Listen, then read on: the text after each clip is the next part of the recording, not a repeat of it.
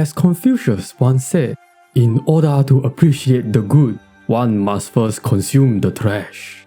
Indeed, I've been playing too many good games recently and have become desensitized to the thrill and joy. I no longer feel anything. I have forgotten the true meaning of good gaming. But we're not here just to scroll to the last page of Steam's user reviews and bash on games there. No. That's too expensive. I just want to feel again. Like every local crack addict's dream, we're here for a quick fix without breaking the bank. The best of both worlds. Thus and therefore, heeding those words of wisdom, I played 5 of the cheapest, worst rated Steam games. Introducing Alpages, the 5 books, priced at a nice 38 cents. A zombie shooter where the horror is its quality assurance. Booting it up, I was greeted by a wall of text, literally copy-pasted from its Steam page. Such effort. The only important parts you need to know are that there are multiple enemy types, with many others dangerous things, and we will be sent supplies and extra life. Thank you, Divine Force, very kind. Let's begin by clicking away from the start button, because the trigger area didn't scale together with the button graphic on my ultra-wide monitor. We're off to a great start, boys. Spawning in, our objective is to find 5 books, with a new enemy type spawning with each book found. Aside from the oversized ammo, within seconds, zombies are already on my ass. Getting hit is like being on the receiving end of a slap fighting championship. You recoil really hard, plus you get a generous amount of blood obscuring half the goddamn screen. The floaty mouse controls, that you can't change, don't help the situation either, but the jank is what I'm here for. The first book was a giveaway, so I quickly moved on to the second. However, obtaining the first book also meant that the witch now spawns, and nothing could prepare me for what came next.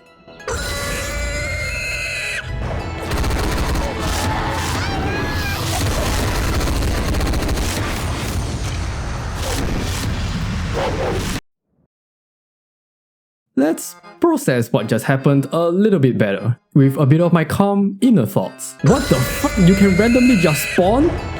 She's immune to damage? What's going on? Was that a kid's voice? Just shoot!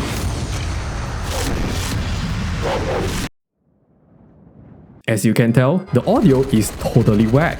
Fun little fact, I had the volume turned down by half this entire time, so as to spare your ears. Mine were obliterated though. We're down 2 lives for dying once, which makes perfect sense. Going back in, I start running in a random direction, sticking to the perimeter of the map, in hopes I'll find something eventually. Soon, I spot a village, and there was a blue glow. It wasn't the book, but an extra life pickup, which gave me not 1, but 2 lives back. Totally expected and all according to plan. Continuing the search, we meet the witch again. Only this time, I thought to myself, fuck it, and just started bailing. And yes, for some reason, there is a kid crying whenever you meet the witch. Music to my ears. We stumble upon the second book, which starts spawning the Psycho Clown. What are they?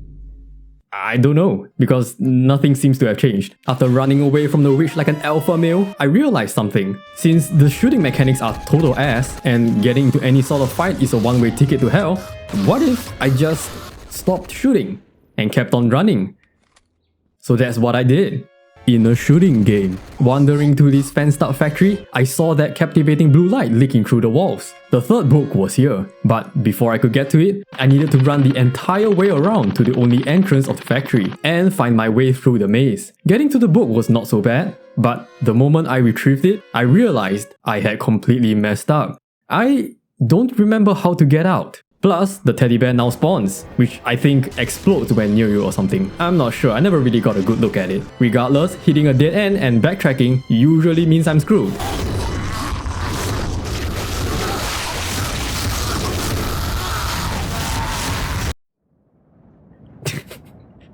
I can't with the sound effects, man. I died twice and lost 3 lives. I really thought it was the end for me here. Until, like a divine blessing, a random cow ran across my screen and showed me the way. It was a miracle. I was out and still had a chance. Soon enough, I saw the same blue light off in the distance. The 4th book, I was on a roll. The plant now spawns, which is just some guy making trees block your way. It's easy to avoid. All that's left is the last book, and my strategy of not shooting anything was working wonders. All I had to do was pick up the occasional health recovery item.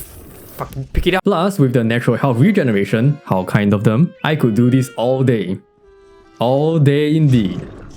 I ran around the whole goddamn map twice and couldn't find the damn book. I even got my lives to a count of 6 before the gods would finally smile upon me. This is it. the last book, which took me 20 out of the 40 minutes of the total game time to find, all the while not firing a single shot. But that wasn't the end. The last books. Ouch, or shoot the wit. I understood what I had to do immediately. I was going to find the wit and out her.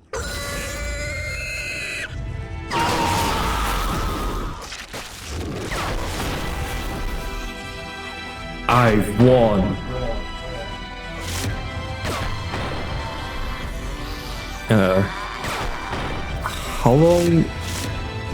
How long is this going to go for? Alpages, the 5 books. Ruptured eardrums, survived by not shooting in a shooting game. Epic running for 50% of game time, plus 20% enlightenment. It's nowhere near enough. Insectophobia, Episode 1, priced at just 30 cents. Featuring 1080p Full HD graphics. Starting the game, we are dropped in an underground research facility to investigate the recent loss of all communications with the staff there. The first thing you'd no doubt notice are the flawless animations, just the way I like it. Moving to the next screen, there's a giant gap stopping us from entering Sector A. My partner tells me over comms to just jump it, bro. And so I did. After rolling a bit better on my athletics dice roll, we entered the first sector. Oh no, mutilated corpses. A great sign. Apparently, the researchers here were conducting experiments on insects. It's your typical experiment gone wrong kind of situation. Our partner tells us to find someplace safe or anyone alive while backup is on its way. Here, we get our pistol, a medkit, plus a locked box that we can't open until we have a specific key. Gotta love that backtracking. Exiting, we learn that we have a dedicated dodge and kick button, to which I would immediately forget about and never use it for the rest of the game. Shooting and reloading is very slow and clunky, but at least you get to stun lock these pesky insects. Even if they get near you, the insects would just give you a little peck on the leg. You know, just a little bit. Shame, because I was hoping to end up like one of those corpses. Entering Sector B, we get a key to unlock this gate, go through this little climbing sequence, and we find out we need a card to activate the controls. So we head down one level into Sector C, and oh, that's a big boy. Wait a minute. Aren't spiders, like, not actually insects?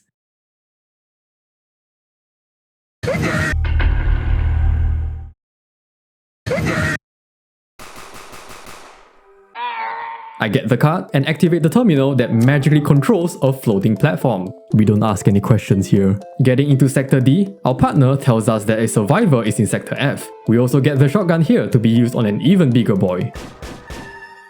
Sector F is actually below, but it's blocked, so we will go there via Sector E's elevator. Only problem? It's missing 2 fuses. Damn, I wonder where those 2 fuses are. I love that backtracking.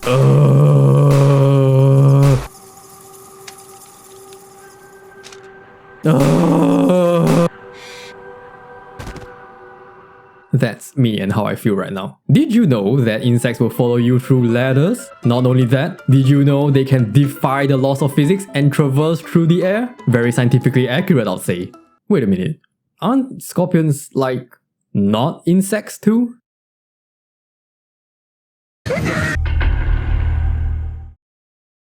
The game then gets a little cheeky with you by having an insect right at where you spawn in the next screen, instantly getting in a free hit on you. I was so entertained that I threw myself off the edge, so I could experience it again. And a few more times for good measure. Finally, we got our fuses, plugged them in, and meet the survivor. But then... oh my! What could that be? Insectophobia, Episode 1. Flawless animations. Why are all the insects green? Spiders are insects. Scorpions are insects. Acquire the phobia of insectophobia. Plus 10% enlightenment. Episode 2 when? But there's only one episode. Never will we ever see the remaining 3. So sad. Just like the next game. Sad City 42. Priced at 40 cents. Learn the story of a simple Russian guy Vlad who became a master, the dungeon master. Vlad lives in Russia, in his country, to such people as he treated badly. He wanted to be a good guy, but life was a strange thing and everyone was in the way. This is a story about good and evil, about love and about the relationship between Vlad and the Russian outback. Featuring original and unique history, heavy moral choice, unstandard for visual novellas graphics. Some endings. Keep this in mind as I present to you peak fiction.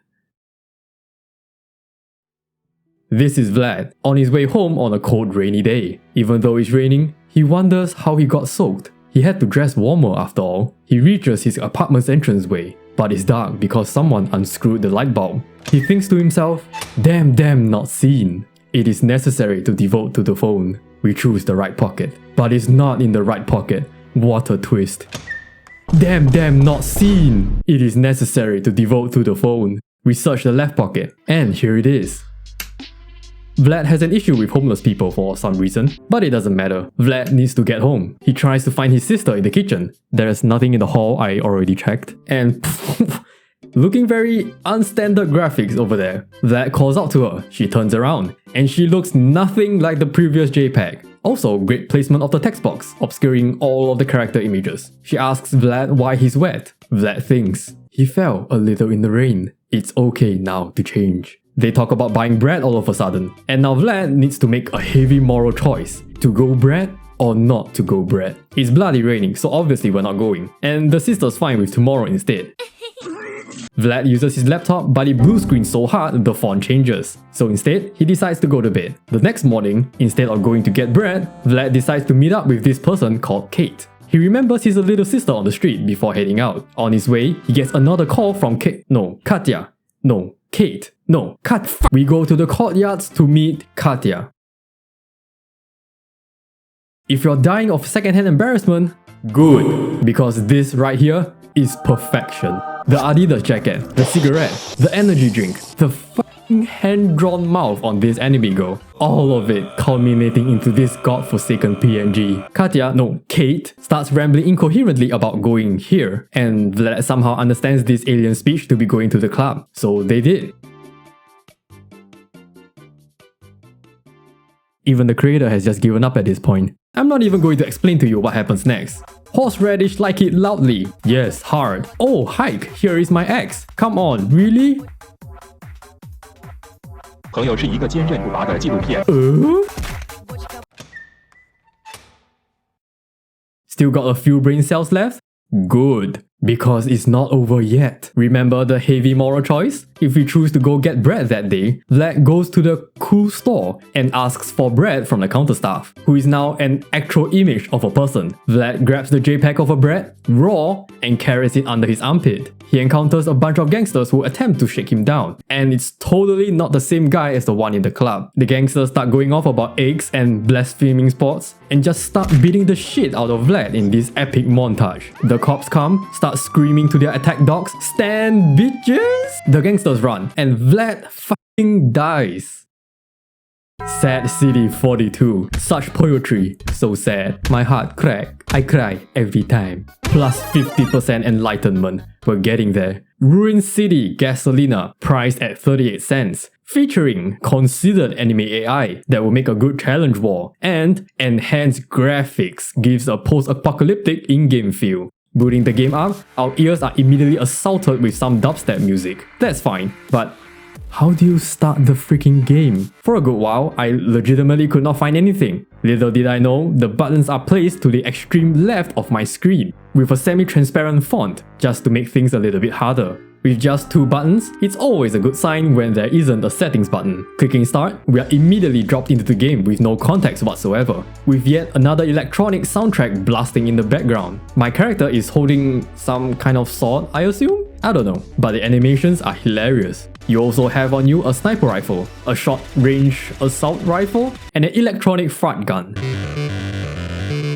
Once you start shooting, you'll also start noticing the total lack of an UI. Where's the map? What's my health? What's my ammo count? How much ammo do I have in my currently equipped gun? What's the objective? Completely lost, I just start wandering in a random direction, and it took no time at all for me to just leave the play area. There are no boundaries either, so you can just keep running further and further out while clipping out of bounds. The music also stops looping after a while, which in the case of this game, is actually a godsend. Realizing there's no end to it, I ran back to the play area, only to find a blatantly unfinished road. By now, you're probably asking, where are the enemies? Trust me, I was asking the same thing too. Eventually, I do encounter some of them, but I kid you not, there are only a few groups of them in this entire game, comprising of either humanoids or robots, all of which are using the same weapons as you. I was so desperate for anything to happen that I let myself get killed by a bunch of humanoids. Yes, it's still running. And as you can tell, the game isn't doing anything, not even booting me back to the beginning of the game. It expects you to press escape and manually click restart yourself. Until then, enjoy laying on the dirt for as long as your electricity bill can run. The game can't even be called a game, because even if you kill off the few groups of enemies, there is no you win or mission clear. And after finding 2 other unfinished roads, that was enough for me. Not gonna lie, I was actually a little bit pissed off by this one. At least the others had some sort of objective or angle. You know what's even better? There's an achievement for every single alphabet you press on your keyboard. Gasolina, worthless achievements, not an actual game. Couldn't even get a kick out of it. Plus 0% enlightenment. We're not here for this shit. There is but one game left to help me achieve my final goal. T.A.R.S. Tactics and Rescue Specialists, priced at a cool 40 cents. Starting up the game, the menu actually has options. It's limited, but it's better than nothing. Still can't change mouse sensitivity though. You play as Samantha, an ex-nurse who just joined T.A.R.S as a medic. It was tempting to just start the mission right away, but since Samantha said to train first, I shall do as she suggests. And good thing I did, because I died not once, but twice in the 30-second long tutorial. Apparently you can hear enemies approaching you, but I didn't hear shit that time until it was way too late. Completing it, we are now given a choice to play the mission in Survivor or Survivalist difficulty. I'm here to suffer, so Survivalist was the only real option. Long story short, an unknown disease came, world went to shit, and T.A.R.S was formed to fight against the infected. Our first mission was to rescue a team that had lost all contact on a small island. Sam, hold this position while we scout ahead. They should be back by now. Oh ho ho ho, that's voice acting. From what was being told to us, we already know our own squad is dead. Come on, we still gotta go look for them nonetheless. And we are treated to some more voice acting. Let's leave the medic on her own. Classic. During our trek to the objective marker, the game tells us we should find more ammo. I need to find more ammo. And marks the crate all the goddamn way back to the starting area. I have no idea why the game decides to trigger this now, but I ain't running back for that shit. We soon locate our first very dead squad mate. More importantly though, she's got ammo. Oh, shit, I need backup. Now, we need to run all the way back to the boat to call for backup. Good thing I didn't decide to turn back for that stupid ammo dump. Why did I volunteer for this shit? Reaching the boat, Shit, I better find a radio. we apparently lost the radio? Either way, we can go get the ammo now. And thank God I can run up mountain slopes. Plus, there's no fall damage. On the way, a secondary objective pops up, indicating that we should collect supply crates. I went for it, but got clapped by an enemy shortly after, respawning me back to a checkpoint where I found the first squad mate. Now, you don't see it because of the power of editing, but there is a lot of uneventful running, and we're only at the start of the mission. Seeing that, I decided to fuck the supply crates and just charge the main objectives instead. The game also plays this really annoying shriek that supposedly signals a nearby enemy, but quite often I would turn around and there's nothing there. Usually it's like much further away than it sounds. Regardless, reaching the village, more enemies spawn that eat up most of my ammo, so I'm forced to run for the ammo dump first, which was a smart move because there's more of them. I basically used up whatever I just got. Whilst heading further in to search for survivors, we hear a gunshot nearby and decide to check it out. I also got promoted for some reason. Anyway, we head towards the sound of gunfire and find our second dead squad mate, who also happens to have our radio. But now we gotta get to higher ground in order to use it and call for help. And of course, this triggers a wave of enemies along with loud, intense music. Now, because we actually need to hear the footsteps of approaching enemies, we can't hear shit anymore. The game knows this too because they kill off the soundtrack once an enemy gets near.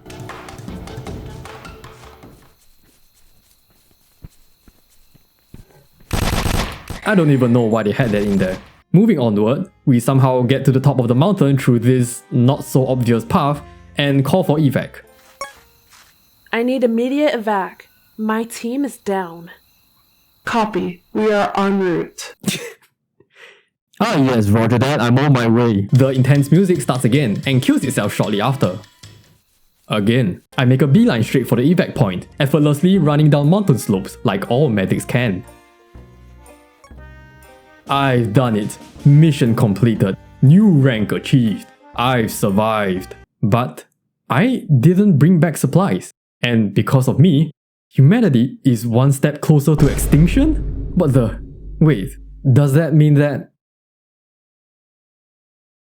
No. No. Where's the second mission? Don't tell me I was locked out of the second mission because I didn't collect the supply crates. That must also mean that the soldier rank is not a good rank. I couldn't handle it. My ego was at stake. I wanted that second mission. And so I did everything again, collecting all the supply crates this time with dying and restarting several times. Again, you don't see it, but that's a lot of running. With nothing else going on, I finally made it. I got all the supply crates and made it to the evac point in one piece. Mission completed. New rank achieved. I was now the very best of T.A.R.S. And humanity can push forward and gain more ground. Hell yeah. Time for our second mission then.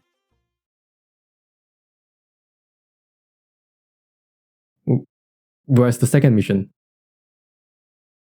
Where's my second mission? T.A.R.S. Epic voice acting. 99% of game time spent running. First mission is last mission. Plus 20% enlightenment.